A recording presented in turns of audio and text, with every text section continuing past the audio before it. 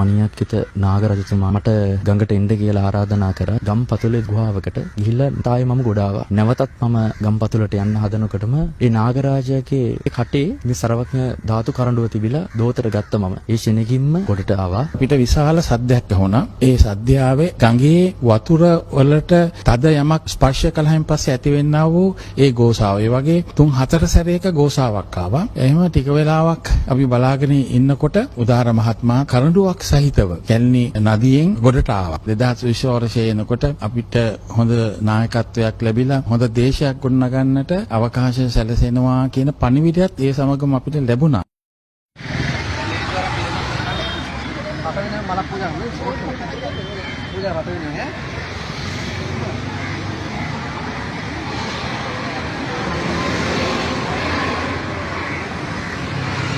मला रंगीला पूजा में दारू है ना हाटा के नहीं कमे दारू है ना देता हां मला पूजा हाटा के नहीं तानो ओ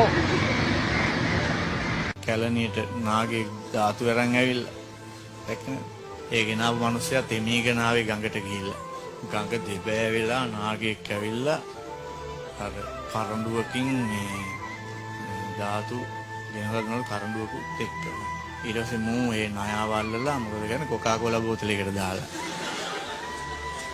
අච්චර කරඬුවක් කටින් අරන් ආපු නාගරාජයාව අර චූටි බෝතලයකට දැම්ම විදිය තමයි මම මේ කල්පනා කරන්නේ.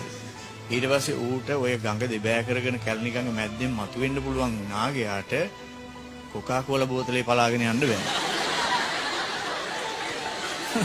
ඊළඟට ඒ ගෙනත් දුන්න ධාතු කරඬුව තියෙනවනේ ඒකේ. ඒකේ යටපැත්තේ තියෙනවනේ යකෝ. ඒක ගෙනලා තියෙන නාගලෝකෙන් හරි මේඩ් ඉන් චයිනා කියලා ගහනවා. මම මුකුත් කියන්නේ නැහැ.